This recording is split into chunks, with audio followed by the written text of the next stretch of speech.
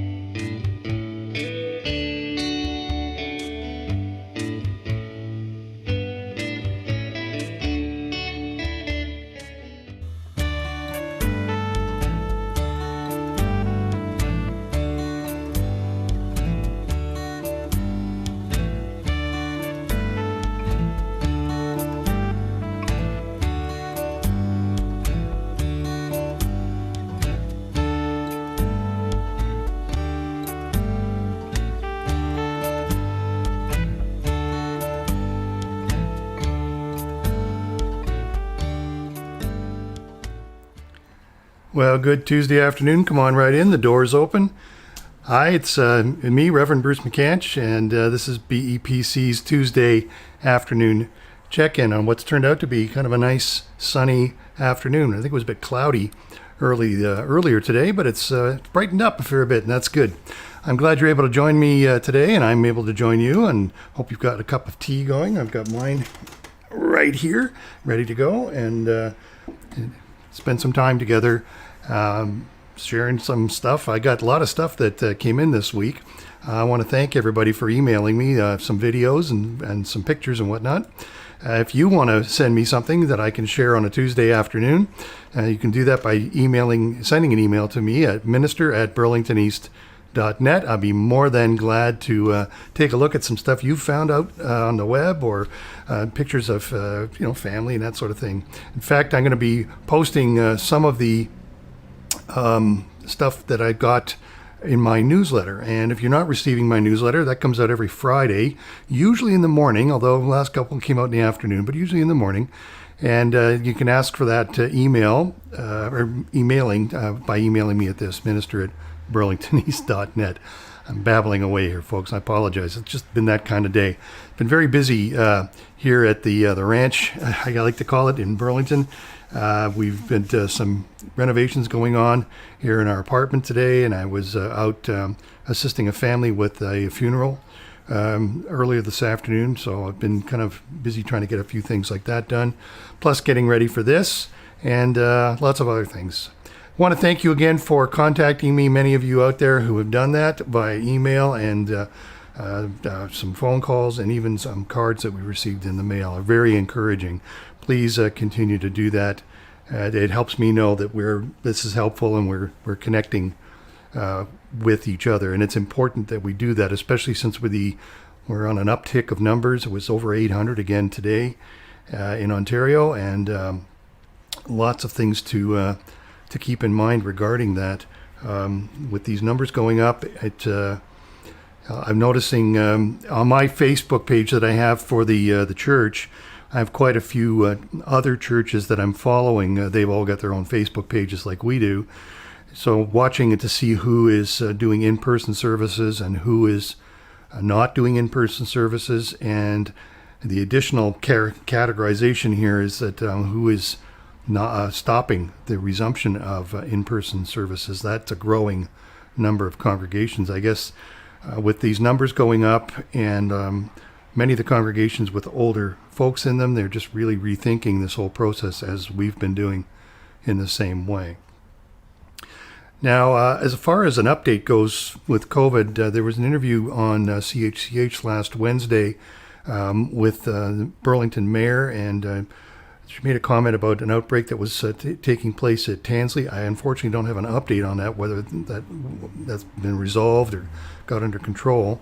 And also some Halloween updates. Now, this was recorded last Wednesday, so things have certainly transpired since then. The Premier's been on talking about not canceling Halloween, but advising that we maybe modify what we're doing.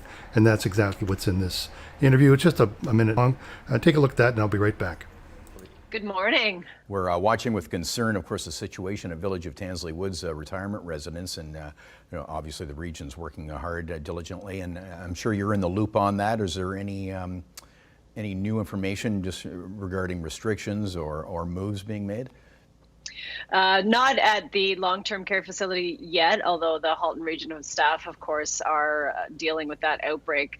I think the clearest message I can send to residents is don't let your guard down. That has happened. We were at 11 active cases at the beginning of September. We are now at 94.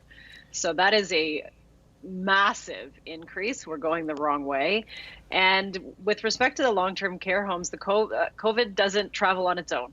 It needs people to carry it. And so if you are sick or feeling sick or think you've come into contact with somebody, please download the COVID app. It will tell you if you've been near somebody who's been affected, and stay home or find some other virtual way to greet your loved one who might be in long-term care. They're not going anywhere. The virus is being brought into them. So we need people to be extra vigilant. Yeah, and it really underscores just how quickly this can get away on us in the second wave. And here we have Halloween coming up.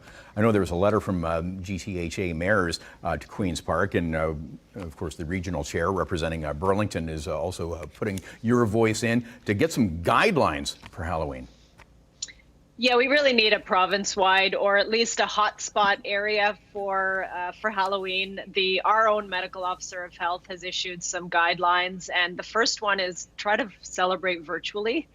And we actually have a fund at the city, our community support fund. You can email me at mayor@burlington.ca or go right to the City of Burlington webpage to get funding to decorate your house or to find a way to celebrate in a way that doesn't cause people to go door to door and hand out or receive candy. I think that is a risk factor. We don't have the power to ban it. We're not canceling Halloween, but we are really asking people to follow those guidelines from the medical officer of health while we await the province to issue any further directives. But yeah, sooner is better. Yeah, they say by the end of the week you'll be getting something. Well, that's what we've asked for. That's what we've asked for. Yeah. So, okay, please, yes, absolutely, some consistency, and it will really help because in many places, but Burlington for sure, we have a specific street that is known for attracting thousands of people, and we really need that not to happen this year. We need people to stay in their neighborhood, stay home, find alternative ways. I'd ask you where, but I don't want to draw attention to it.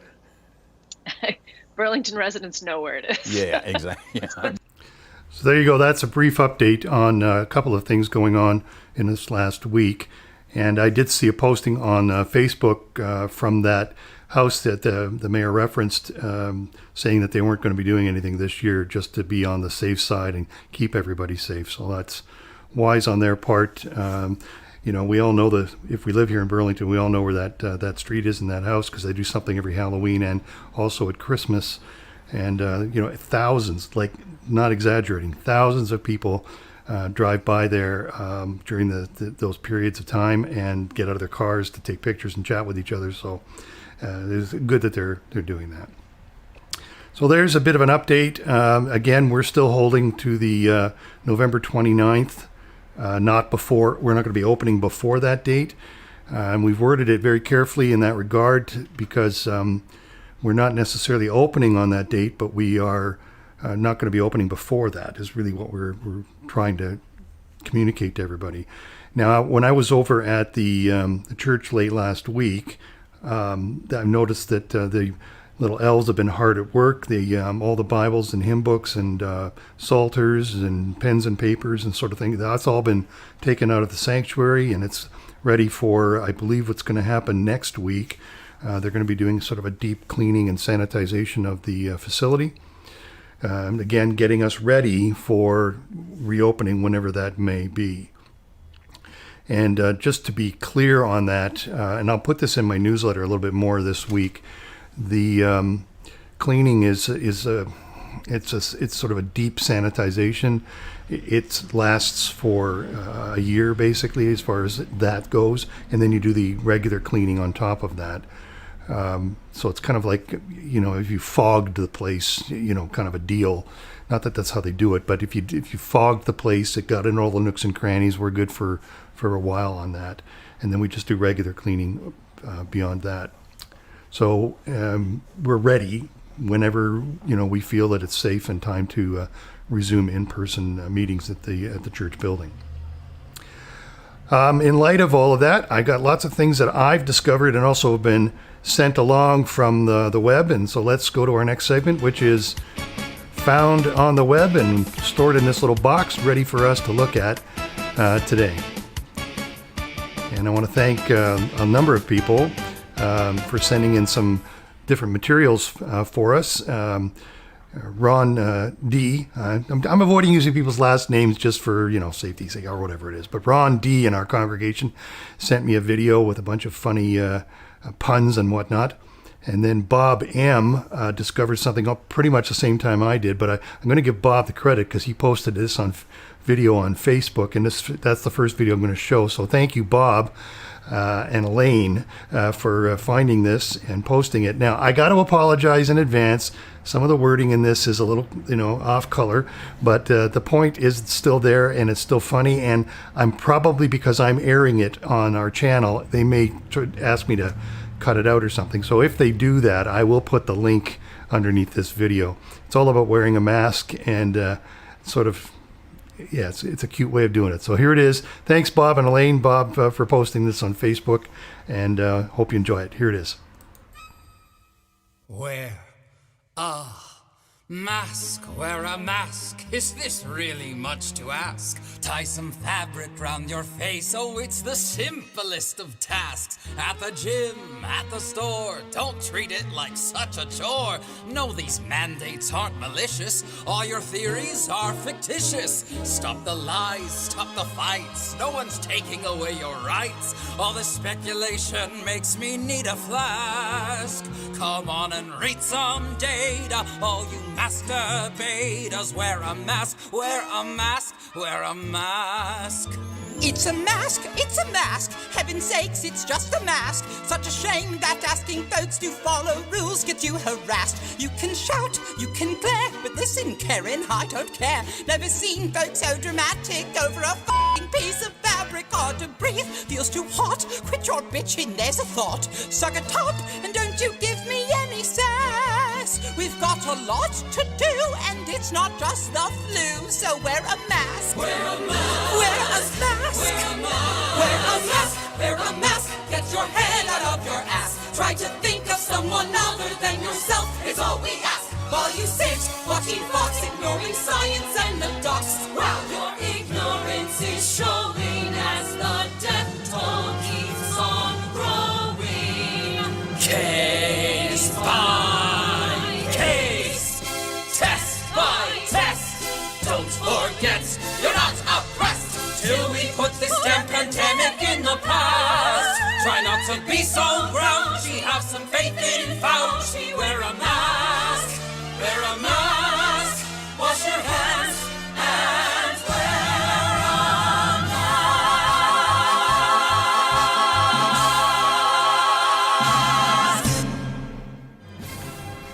So there you go. If it does get edited out and you're trying to watch this recorded later on in the week, it's found on YouTube. I'm going to put the link underneath if it gets edited out.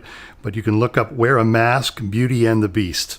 And you'll find that video. It is really quite hilarious. Again, thanks, Bob M, for sending that along and posting it, at least. And I found it quite funny in the sense that people are doing everything that's talked about. They're just debating about, being pushed around and, it's just a government plot, yada, yada, yada. But anyway, it's just a mask. Just put it on. It's, what's the worst that can happen? Nothing. That's the thing.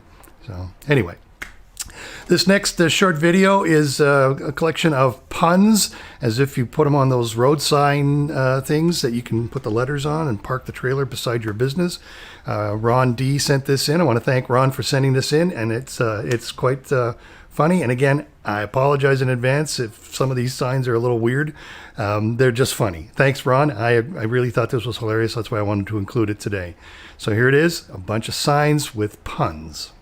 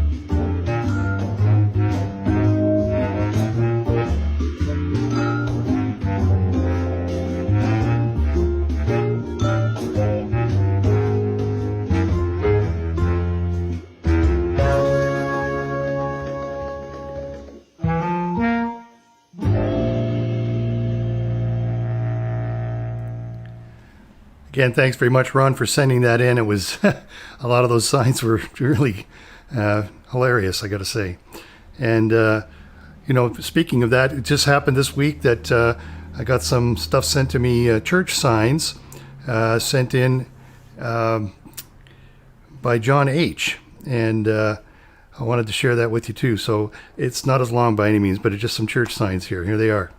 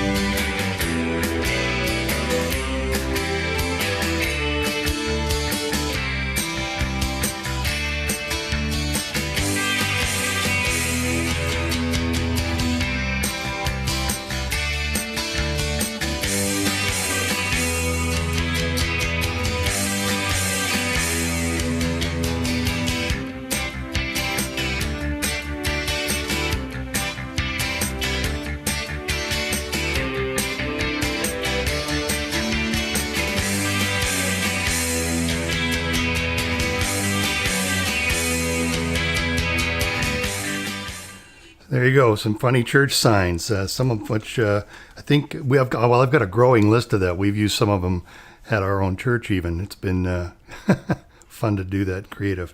So thanks, John, for sending those along a while back, and we got a chance to show them today. This next is a couple of videos that I had in deep down in the box and dug out because I found them in a corner. I stash all this stuff on my computer, and I happen to find this. There's 3 videos. They're short. The first one is a fellow making some beautiful music. You know, you can wet your finger and with the wine glass. He plays a lovely piece on that. And then the second video that's in this stack is why I don't play golf. At least some of the people that I played with. Years ago, I bought a set of golf clubs and from a colleague of mine, and it was missing the 9-iron. And when I asked, we were all sitting together, a bunch of us at work, and everybody started to laugh. And he said, it's in the field, down at the ninth hole. You'll see when you see this video what I mean. And then the third video is a trust exercise. And I thought it was cute. So these are in the box, and I found them, and I wanted to share them with you. Here they are. I'll be right back after this.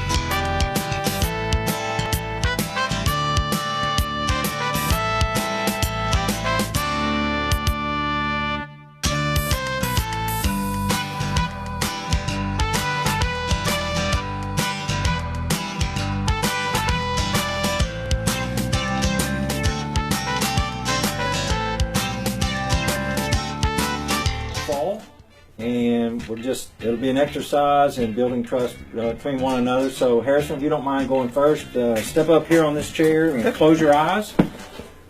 All right, and then everybody fill in, and we're going to ask you to fall, and then they will catch you. So you have to trust us. So I'm going to count to 3. Just relax and fall. Okay?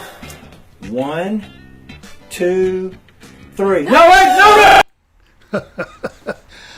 Well, there you go. That was a lengthy segment, but there, that guy with the glasses was incredibly talented, as you can see. And those golfers, you know, we were just talking to a few of us at last week's coffee time on Zoom with Coffee with the Minister, and we were talking about the Big Bertha driver, and I think I saw 1 or 2 of those in that segment, and those guys were busting those in half and throwing them away. They were worth a lot of money, those things. That's the first thing I think of. It's a lot of money they're destroying, but I guess you're playing golf, you're passionate about your golf. And the last one there with that guy falling in the trust exercise, it's exactly the kind of thing that would happen to me. Now, this next very short video, it's only 30 seconds or so, is you think that they've got great inventions as far as and innovations as far as cars go. This one is from the 1930s, and it's an innovation they've never actually used very much up until, I guess now they've been talking about doing something like this, but quite an invention. Now, the audio on this is a little wonky, so I apologize for that in advance, but you'll get the idea about this very creative idea that could be used today, and especially with some of the cars that we're using. Here it is. And if traffic was bad, the parking problem was impossible, just like now. So one California genius disproved the simile useless as a fifth wheel. His fifth wheel aimed sideways, and with it you could sneak into the tightest hole. Better than power steering? Well, somehow it never caught on. Why not? We'll never know. That's ancient history. Very creative way of using that fifth wheel on a car. You could use that today, especially for trying to park around here in the city sometimes. It would make parallel parking a different exercise when you're doing your driving test.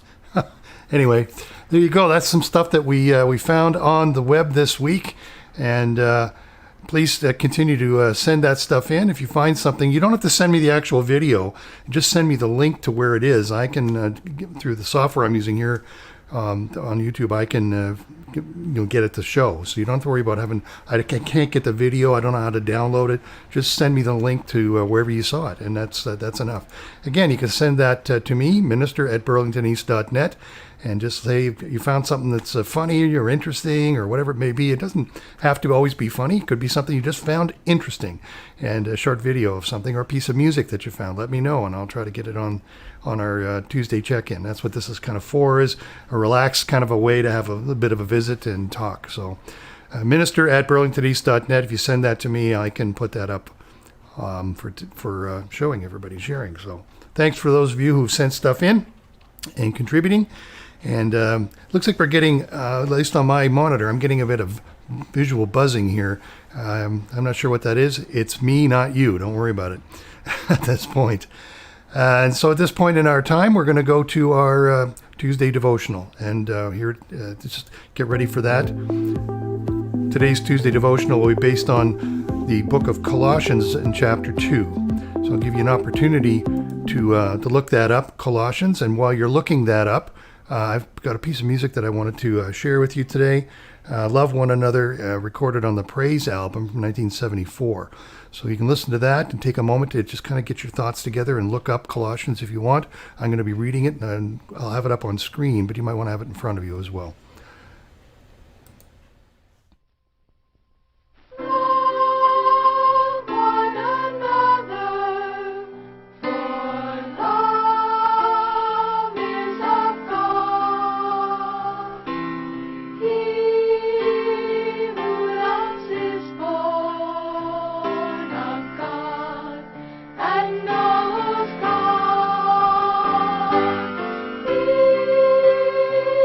Just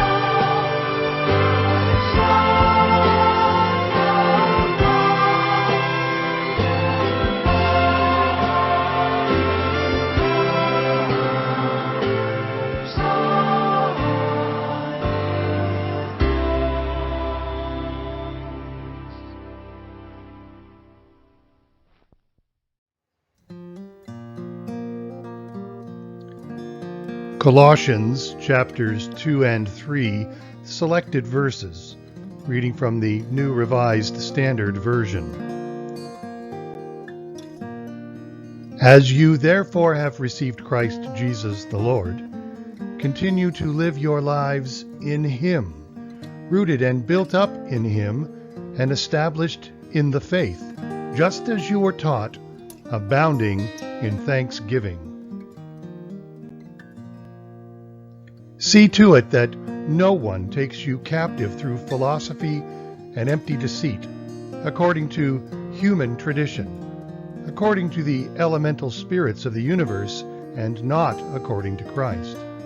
For in Him the whole fullness of deity dwells bodily, and you have come to fullness in Him who is the head of every ruler and authority. So, if you have been raised with Christ, seek the things that are above, where Christ is, seated at the right hand of God. Set your minds on things that are above, not on things that are on earth. For you have died, and your life is hidden with Christ in God. When Christ, who is your life, is revealed, then you also will be revealed with Him in glory. I have to say that this reading from Colossians is probably one of my go-to places. I know I read often from the Psalms, but this particular section in Colossians, in this letter from Paul to the church in Colossia, is just a go-to place for me. And it's reminding us very clearly to kind of stick to what we know best. And it's easy to get distracted. And there's a sort of a background to this. There's some conflict going on in this particular congregation at Paul's time, where they were worshiping angels, and they were telling people that you had to eat certain kinds of food in order to really be properly holy, and all these kinds of things. And Paul is reminding them, I didn't teach you that, and this is not what you've learned in your early part of your faith. Go back to that. Understand those sort of very basics. Something that I've spoken in our congregation years ago now, and it's always kind of rolling around in the back of my mind, is what is it that we basically understand? And I don't know that we always kind of come to terms with that exactly. What are the basics of our faith? And I'd be interested, if you would like to learn more about that, I'd be interested to do a bit of a Bible study on that with you. If you're interested, let me know.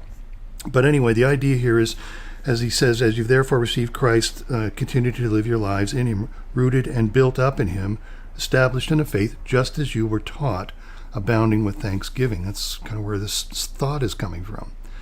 It's easy for us to get distracted, especially today with all the change that's going on and how we're doing church differently, and how we're, have some level of restriction on what we can do. And it gets confusing as to what am I supposed to be doing? Well, think about how you've been rooted. Think about how you started. Go back to those kinds of basics. And I'm not talking only about our faith. That's primarily what I'm focusing on. But even sort of the basics of what we do in our day-to-day routine. What are some of the basics? What are some of the things that you learned that worked, and maybe you've kind of slipped away from those kinds of things? And then Paul continues as he talks here, and encouraging them and us. So if you've been raised to Christ, seek the things that are above, where Christ is seated at the right hand of God. Set your mind on things that are above, not on things that are here on earth. That's an important basic truth to pretty much any sort of faith-based understanding of and religion. But it's essentially true for us as Christian people that we're not trying to focus just on what we've got here. We need to be setting our minds on things that are above. Now, that does not mean that we're only thinking about going to heaven, because that's down the road in some respects in that sense. We're thinking about here and now, but our values are not necessarily set by just what's here on this earth. Our values and our direction, in that sense, comes from the things that are above in that regard, that are spiritual and of nature and less physical. We spend a lot of time, Dawn and I were talking this morning, she was reading an article in a paper where someone was saying, maybe we spend a little bit too much time thinking about our health. We're encouraged to think about our health all the time. We're encouraged to think about, what we eat and how we dress and where we go and how much money we have. We probably spend too much time on these earthly things, and it's causing us to have bad mental health and emotional health and spiritual health and even physical health. Maybe we need to spend a little more time thinking of the things that are above and less on just what's on earth in that regard. I hope those words from Colossians can be encouraging to you. If you have never read the book of Colossians, give it a read. It's a few chapters. It's not very long. It's half a dozen chapters or so, and each chapter is not even that long. You could get through it in one sitting. You probably could. And there's a lot contained in there, and it's encouraging for all of us. Now, speaking about encouraging, this is the time on a Tuesday afternoon, and certainly we also do this on Sunday morning, a time when we think of other people in our lives and we take a moment to pray for others. I want to thank you again for sending in prayer requests. We've had quite a number of them coming in. Please keep sending them in. Even if you're watching this as a recording later, get that email to me to say you've got a prayer request, and we'll make sure we get it on the list and mention that. Now, if you've not done this with us before, I go through some names that have been sent to me and highlighted this week. And then I give you an opportunity for you, wherever you are, and even if this is recorded, this still counts, if you like, to say someone's name that you want God to kind of intervene in their lives. This is very important. This is kind of one of those great things that we're called to do for others. And we want to be doing that always for others. So let's bow our heads in prayer and ask God to help with some other people that we know in our lives. Lord, thank you for this day, and thank you that we had a time to sit and chat for a few minutes with each other. We want to pray for some people, Lord, and off this list that I wanted to highlight today is a prayer of thanks for Karen W. and surgery that she's gone through recently, and also for Lorna M. and some surgery that she's gone through. It's been tough on both of these folks, and as they've had illnesses and an injury in Lorna's case, and the doctors have worked well. We want to thank you for answering the prayers for healing in their lives. Lord, today I want to pray for a particular group of people who've been identified to me. It's Lois B., Carol A., and Doreen L. in particular. They're all dealing with one particular kind of illness, and we want to pray that, Lord, you can be with them and help them and give them the comfort that they need. And lastly on my list today is Barbara B. She's got to get an amputation done, as it turns out, and we want to pray that you will be with the doctors and do the right thing and she can get healed. And now, Lord, we want to give a moment for everybody that's out there to say a name. So I'll be quiet while people say names of folks in their lives. Thank you for these names that have been offered. Lord, we pray that you will intervene in their lives and heal them and give them what they need. Only you know that and the person saying their name. We hold this all up in the name of Jesus. Amen.